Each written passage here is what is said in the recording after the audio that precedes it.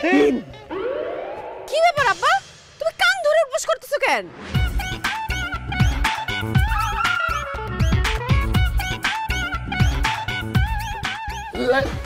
জামাই বাবাজি কইলো তাই কান ধরে উঠবস করতে। তোমার এত বড় সাহস, তুমি আমার আব্বারে কান ধরে উঠবস করতে বলছো? তো কান ধরে উঠবস করতে বলবো না তো কি বলবো? একটু আগে রাস্তা দিয়ে একটা মেয়ে যাইতেছিল, সে তাকে দেখে শীষ বাজাইছে, টিপটিদিং করছে। ওই মেয়ে তো খেপে গেছে, তার বাপ মা 14 গোষ্ঠী সব তুলে গালাগালি করছে। এই জন্য আমি তার শাসন করতেছি, তার আমি শাস্তি দিতেছি যাতে কান ধরে উঠবস করে জীবনে কোনোদিন মেয়েকে ডিস্টার্ব না করে।